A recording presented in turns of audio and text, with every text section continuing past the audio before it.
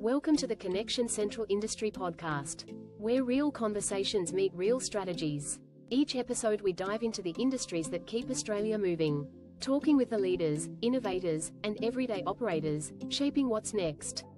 So settle in, turn it up, and let's get into it. Good afternoon, everybody. It's Michelle O'Hara here from Connection Central with another business industry podcast. Today, we're doing something a little bit different in that we have the amazing Bree Robbins from Paddington Pups. Welcome, Bree. Hey, Michelle. Hi, everyone watching. So good to have you. So, Bree, and very interesting industry because in Australia it's worth 21 billion. Oh my goodness. Talk to us first of all a little bit about how you even landed in this space because everyone loves to hear a good story. Absolutely. So for me, it was a little bit of the universe guiding me, I suppose, somewhat. I had a dog, I had a puppy at that stage, and he had bad separation anxiety. And because of a few life circumstances, I was working from home a lot, and he had separation anxiety, and I didn't know what to do. I couldn't find answers or help on the internet. This was 16 years ago. So it was, a Google search was nothing like it is today. And so there just wasn't the support, and I was looking for answers. I spent about 2 hours searching anything, separation anxiety, dog walkers, anything to help with my dog because I'd set up the video camera when I went out and he cried and cried and cried. And that wasn't okay for me. So I was really looking for somewhere that he could go and something, while I had busy meetings or different things going on. And I stumbled across the business that I own today, which is Paddington Pups, and it was mentioned on some other business's website about doggy daycare. And then I'd clicked through and found these different links and found the business, and I became a client, and I was going in as a client, and I'd been a client for maybe 2 or 3 months. And the owner sent out a newsletter, the only newsletter she'd sent out. And the bottom of the second page was this tiny little paragraph that said, by the way, I'm going to have to sell the business. I'm moving to New Zealand. If you're interested, contact me. And that was about 11 o'clock on a Thursday night. By Friday lunchtime, I had the financials.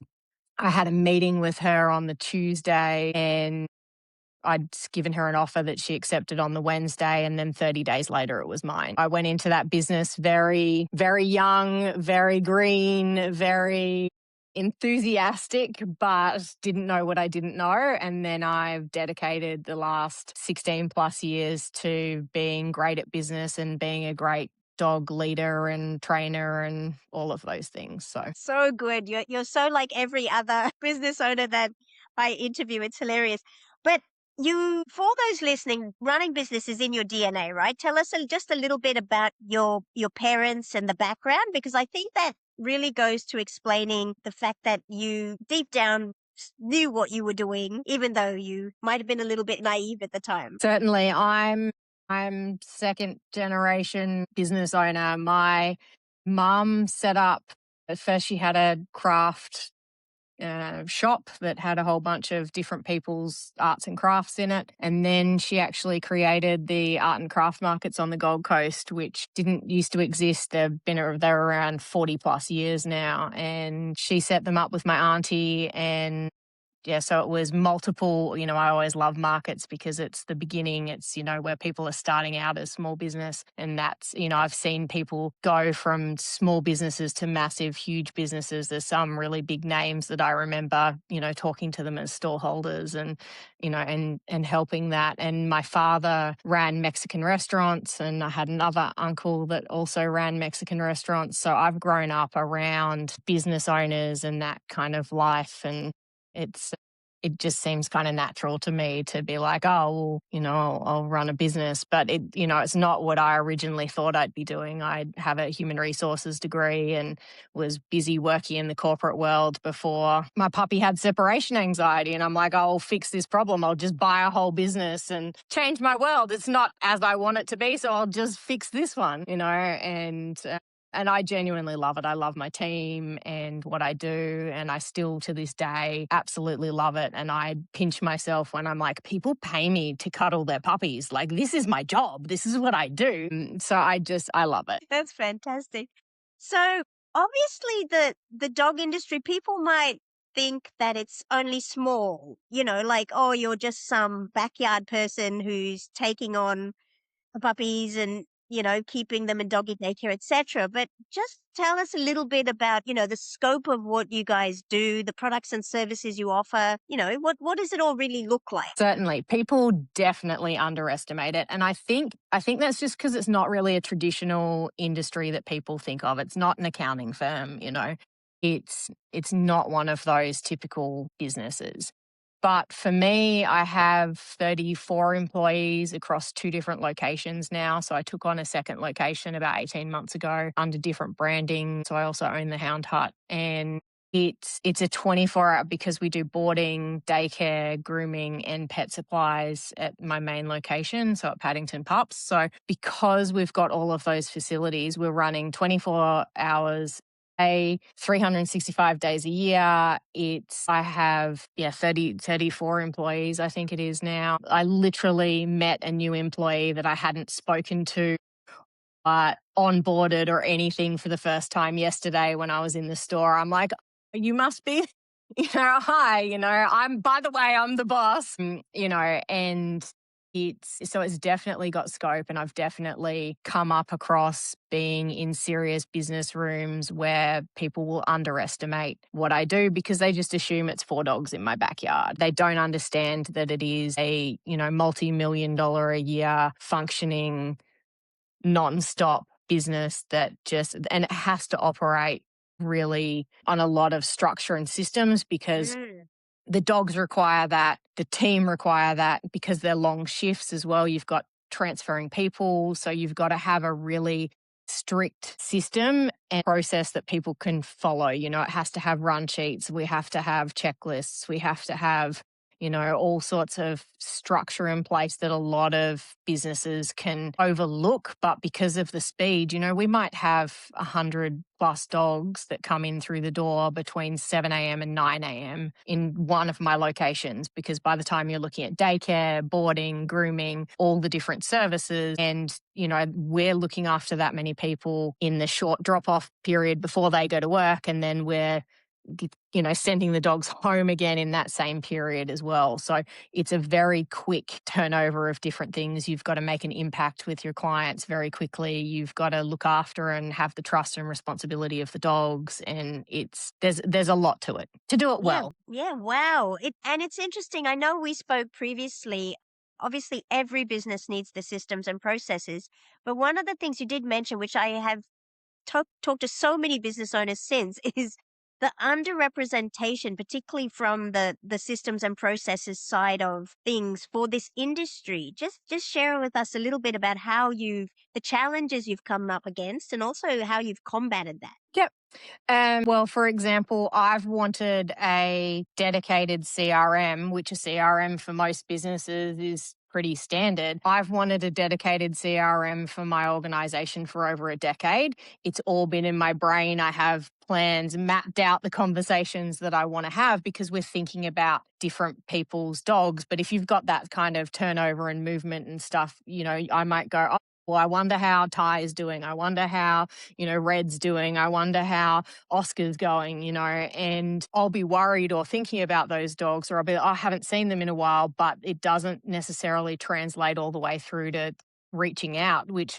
a good business that genuinely cares should. And we're genuinely thinking about them, but then, like a dog will bark or a dog will need my attention. And so you're pulled away. So a CRM is really important. And I've wanted that for over a decade, but no computers, none of the operating systems have it, even today. So even today, they're just starting to have some of that. None of them, there's only one, because I just updated all of the program that I used because it got bought out as my main operating system. And literally, as I was researching all the main operating systems again, there's one that has an open API.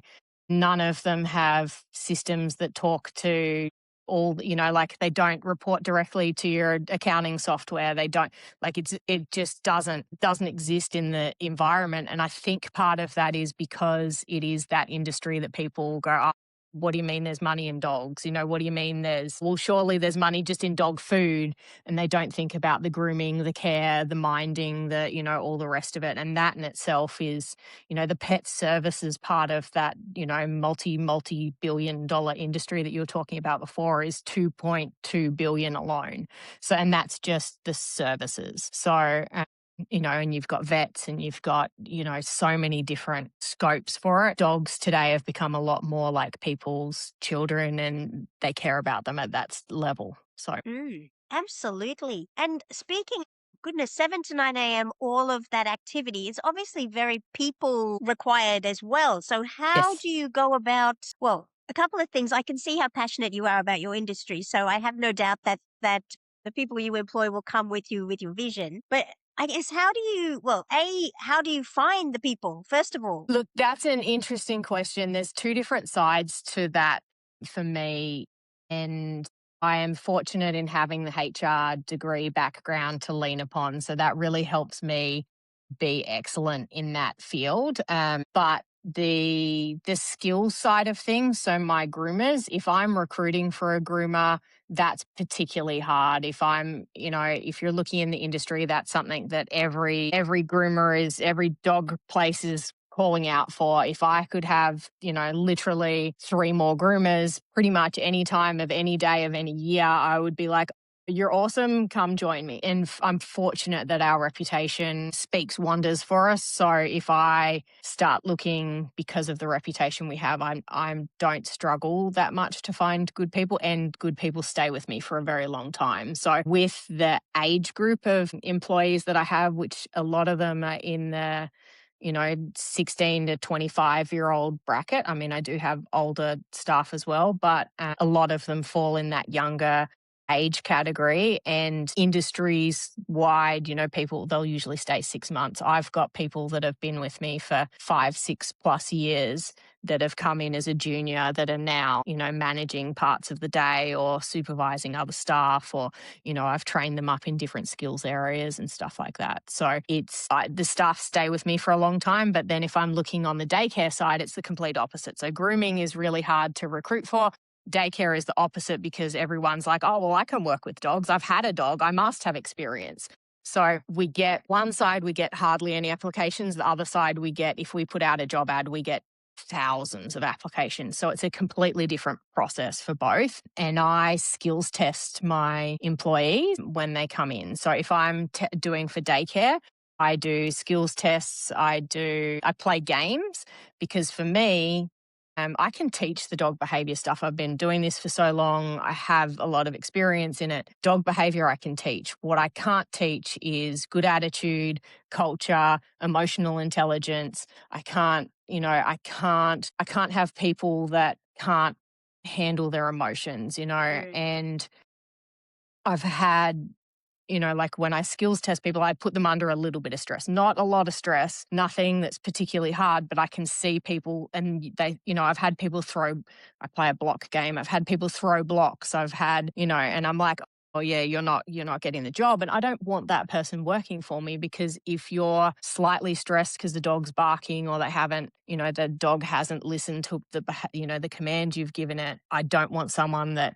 can't regulate their emotions. So that's really important to me. So I test people on that sort of stuff, because that stuff is not the stuff that you can put on a CV. Yeah, that's really clever. Really clever, actually. And they wouldn't even know that you were doing it. They don't. Yeah, which is, now they do. Oops. So you're also, I know when we spoke previously, you're also doing your own training in the grooming space. Tell us a bit about that, the actual courses. So we train people up internally. I've been working for 18 months on developing a program. It's not launched yet. I haven't quite got that far yet. I'm expecting that to be out in the next 6 months or so, but it's teaching people the skill to be a dog groomer, because there's such a shortage in the industry, and that's a global phenomenon. That's not just Australia. And because there's such a shortage of good dog groomers, there's also no one training, because it's a very tactile skill. So I've spoken to specialists in different fields of how do I take something that is a tactile skill and not train it one-to-one, but to train it one-to-many? Like, how do we do that?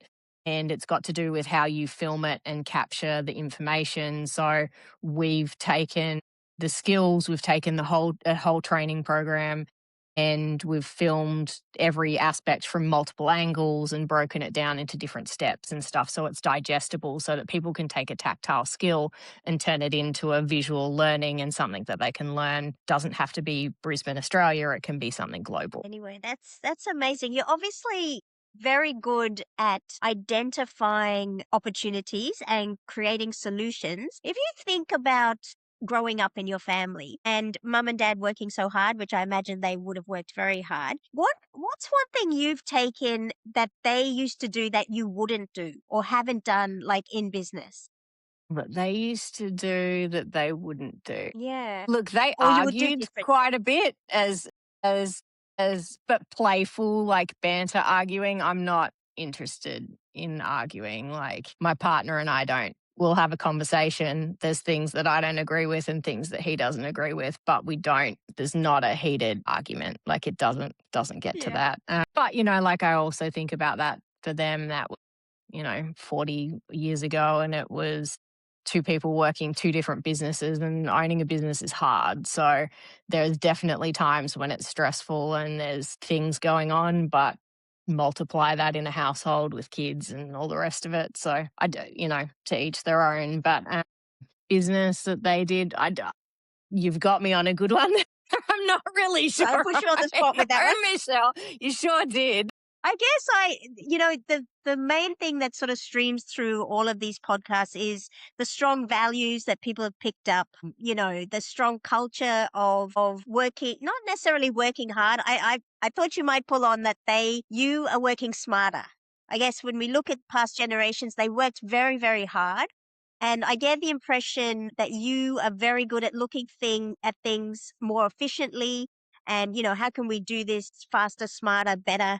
Look, Than that just is pushing harder.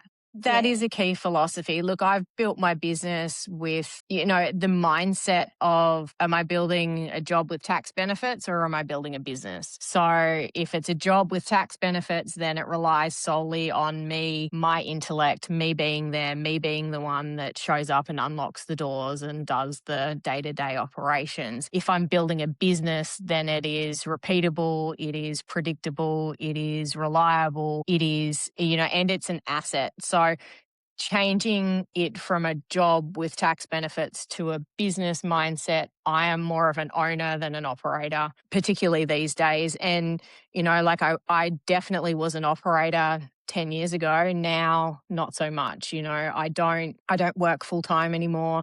I consider myself half retired. But I've also done that and stress test the business to allow me to do that as well. So about 18 months ago, my partner and I went to the Camino. We took 2 months off from the business, and literally it was 2 months, and I probably did 45 minutes worth of work over a 2-month period. And that was because there was one weekly task that I just wouldn't or couldn't hand off. And other than that, it was one thing that came up that was out of the ordinary that my, second in charge couldn't handle. So it was, definitely, I've set it up that way on purpose. That's gold. I mean, that is the ultimate perfect way to what everyone's looking for, right? But I'm thinking that two things, A, being a female, and B, coming through an industry where there's a lot of sort of just small operators, I'll just start this up, I'll Yes. just do this. Where did you get your inspiration and your support with it all? Did you feel a bit lost? Absolutely. And I think every business owner does. I've had plenty of business coaches over the years. I'm a big believer in, if you want to be an elite athlete, you have coaches. I want to be an elite business owner. I've had coaches over the years, and I've had a lot of them. I read a lot of business books. You probably see a few of them on the bookshelf behind me. I listen to a lot of podcasts and a lot of audio books, and I'll do those things when I'm driving. But look, it is one of those industries, and being a female, you probably, I find in the beginning when I was networking in female business groups, it was a lot of talking about the children and the household and not so much about the business, and that wasn't necessarily what I was looking for. I've now found different networking groups and stuff that I'm involved in that function at a much higher level that are strictly business focused. So Yes, I'm pleased you said that because I found the same when I was growing through business, and I was like, used to do my head in actually. yeah, look, and you know, like there was one stage where I was doing some female only business networking lunches and stuff, and it was so much talking about, you know, the additional pressures that women will have on top of everything else. It's not just the business, it's the mental load and the household things that they end up taking on, whether on purpose or not. So some of that just unfortunately goes with the I get it. territory. But you know, like I think a lot of the shift as well is changing around a bit more equality in the home and stuff like that as well these days. And it's nice to see a lot more females succeeding. You know, if you look at the numbers alone, businesses that do over $1 million a year revenue is the top 9% of businesses globally. So anyone that has a business with a revenue over $1 million, that puts you in the top 9%. And then if you look at the female side of that, that drops to 4%. So, and then if you you know, I was looking into these stats a little bit again recently. If you dig into that even further, that 4% is, you know, includes husband-wife operators. So, you know, like if you're looking at business owners and women-owned businesses that are over $1 million revenue, I don't know what that actual number is because it's less than 4%. So it puts people that are performing business at that level in that elite level of success. So it's very interesting space. I absolutely love what I do. I love the dynamics of team, dogs, training, growth and development. You know, for me, one of the beautiful things that I've found is I've had the ability to take my people skills with the HR degree, my dog training skills, and my business ownership skills together. And I see so many correlations between them all. And so I'm writing a book at the moment, and I'm hoping that should be out by the time this podcast goes live. And it's 6-day lead. And so, yeah, sitstaylead.com.au and you'll be able to find the book. But yeah, so I love all those concepts and I love what brings all of that together. So Fantastic. No, I'm very excited about the book. So give us one little snippet, I guess, from the book of how it all correlates, because it sounds so exciting. So yes, give us just one little example of how, you know, human behavior versus dog behavior. I can see a lot of correlation. Okay, cool. One of the ones that I like the most, and I do it as part of our interviewing technique, is it's a training methodology. The science tells us with dog training, you've got 10 seconds to correct a behavior.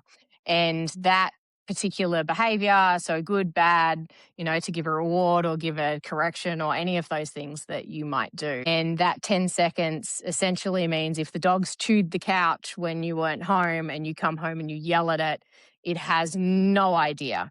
In its brain, that happened ages ago. You know, that whole 10 seconds is really, unless you're catching them in the act, then it's gone. And when I play one of the games in our interviewing, I literally have someone be the dog and someone be the trainer, and they have 10 seconds to, you know, like they have a reward-based training, and you can see it in real time. Someone's gone, oh, is this the block that I want? And the person's gone, oh, yes, but they've got the timing wrong. And then you can see the other person continually doing the same repeated behavior because they got a yes. So they got a reward when they should have got a correction, but the timing was out. And so they repeat it and they repeat it and they repeat it, and it gets stuck in their processing system. And humans are exactly the same. And I get to show that when I'm doing this training, when I'm doing this exercise, because it allows people, you know, in real time to actually see and understand it. And that's really important to me then when I'm onboarding people, because I've been through that exercise with them at interview. And so now when they're coming into my pack behavior, when they're working with a pack of dogs, I can literally turn to them and be like, well, if you haven't corrected or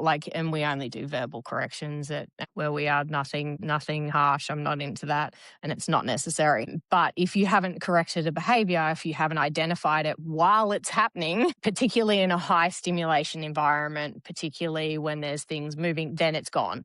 There's no point. That you literally have to go, the dog chewed the couch 4 hours ago. Okay. It doesn't matter. So it's very interesting that way, and particularly when you can see it in both humans and in animals. And there's so many different examples, hence the book, because I just find it fascinating. Takes Pavlov's dog theory to a whole new realm, doesn't it? I hate to read this book. Look, we might be different species, but we're all very similar, Oh, interesting. So, because I think it's same with your kids, right? I mean, it Yes. would be the same. I'm thinking back to, mine are 15 and 19 now, but I'm thinking back. Yes, what's the point of correcting if it was 4 hours ago? Like, as you're talking, I'm thinking, wow, like it makes so much sense when you say it, but sometimes Yes. these sort of exercises you're talking about are so good across the board. Look, and people will have issues with people's work or different things and bring them up in a quarterly review or a 6-monthly review. And you're like, what are you even talking about? That happened 6 months ago. Like, Yes.